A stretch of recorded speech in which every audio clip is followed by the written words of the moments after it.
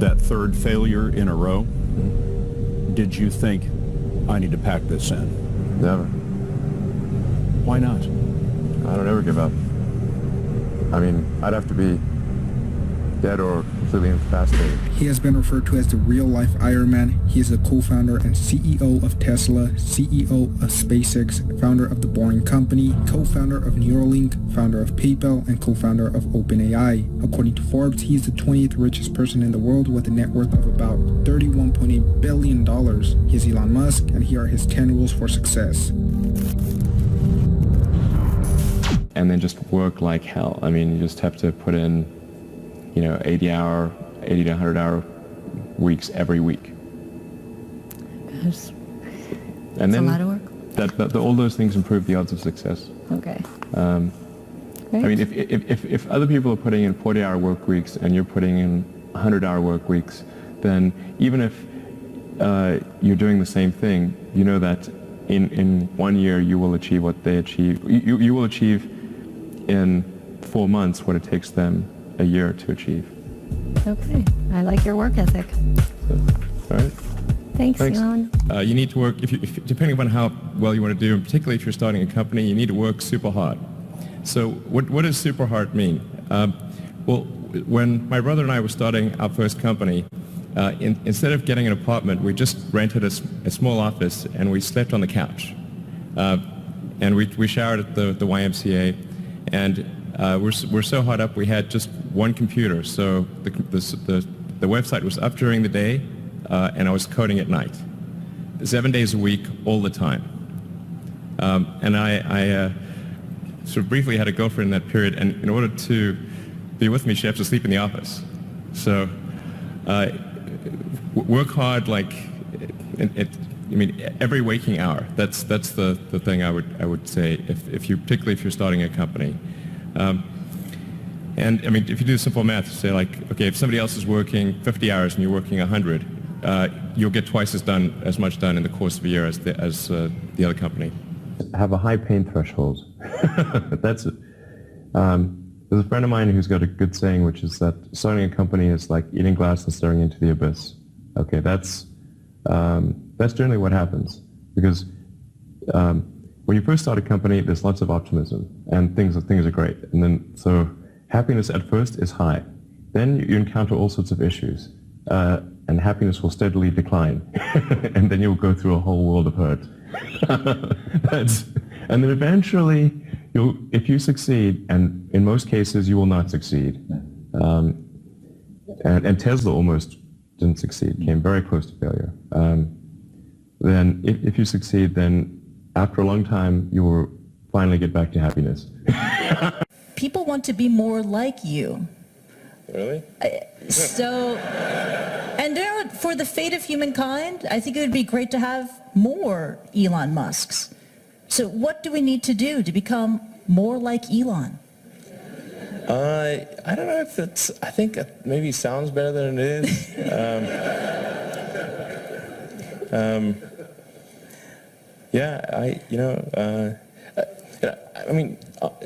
Honestly, like there's a friend of mine who's got a great saying about creating a company, which is trying to build a company and have it succeed is like eating glass and staring into the abyss.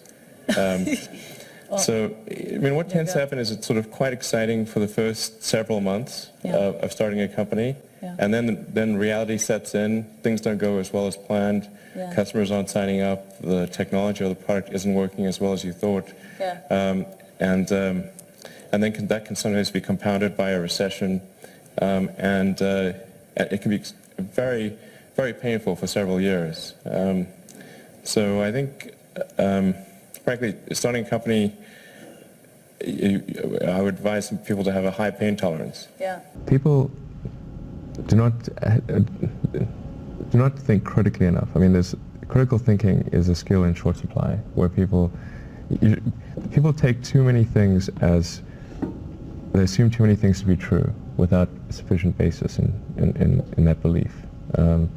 So it's very important that people closely analyze what is supposed to be true and try to build up try to say, let's analyze things from first principles, not by analogy or not by convention.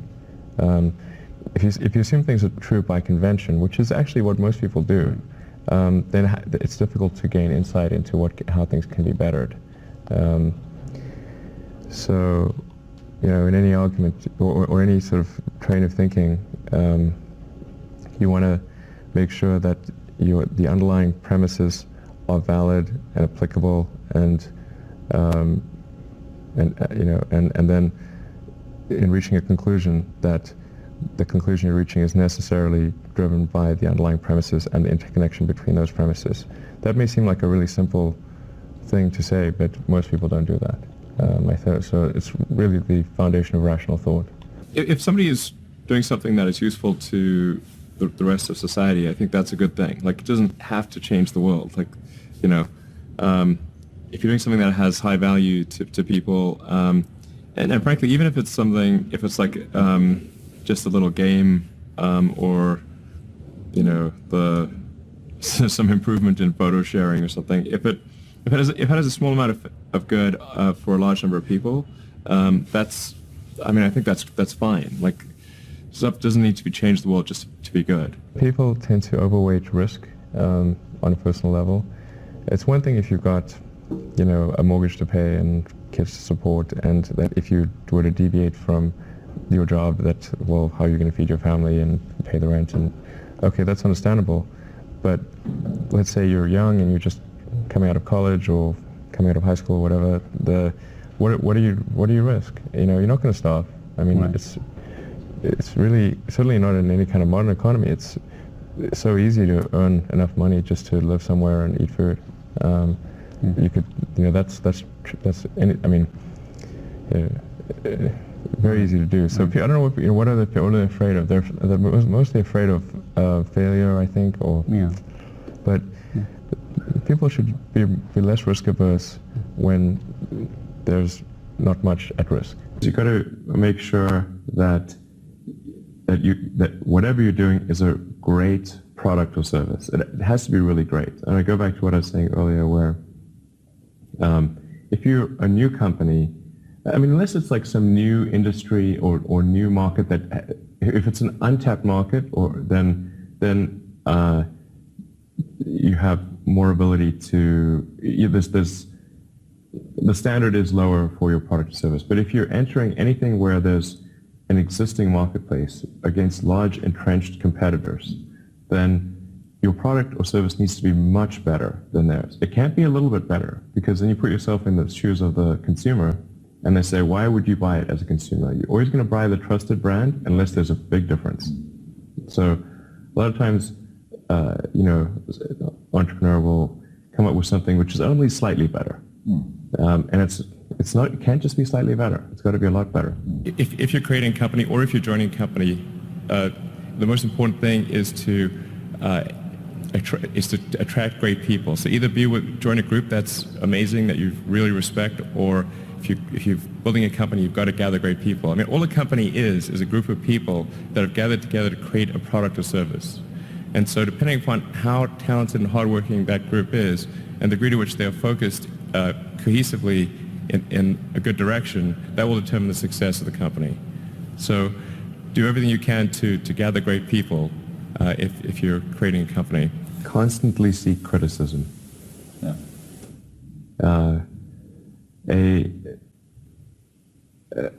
A well thought out critique of whatever you're doing is as valuable as gold. And you should seek that from everyone you can, but particularly your friends. Usually your friends know what's wrong, but they don't want to tell you because they don't want to hurt you. So lift you up, sort of. Yeah. So they'll say, "Oh, I want to encourage my friend, so I'm not going to tell him what I think is wrong with this product." Yeah. It doesn't mean your friends are right, but very often they are right, and you at least want to listen very carefully to what they say. And to everyone, you're looking for, basically, you should take the approach that you're wrong. That you, the entrepreneur, are wrong. Your goal is to be less wrong. Don't just follow the trend. So you may have heard me say that it's good to think in terms of the physics approach of first principles, which is rather than reasoning by analogy, you boil things down to the most fundamental truths you can imagine and you reason up from there. And this is a good way to figure out if something really makes sense or if it's just what everybody else is doing. It's hard to think that way. You can't think that way about everything. It takes a lot of effort. But if you're trying to do something new, it's the best way to think. And that framework was developed by physicists to figure out counterintuitive things like quantum mechanics. So it's really a powerful method. People who've been in the rocketry business for decades, Yeah. who say about you that you don't know what you don't know. Well, I suppose that's true of anyone. How can anyone know what they don't know? But When critics say you can't do this, your answer to them is, we've done it. you know, there are American heroes who don't like this idea. Neil Armstrong, Gene Cernan have both testified against commercial spaceflight in the way that you're developing it, and I wonder what you think of that. I was very sad to see that because those guys are, yeah. You know, those guys are heroes of mine, so it's really tough. You know, I wish they would come and visit and see the hardware that we're doing here. And I think that would change their mind. They inspired you to do this, didn't they? Yes. And to see them casting stones in your direction. It's difficult. Did you expect them to cheer you on? So they're hoping they would.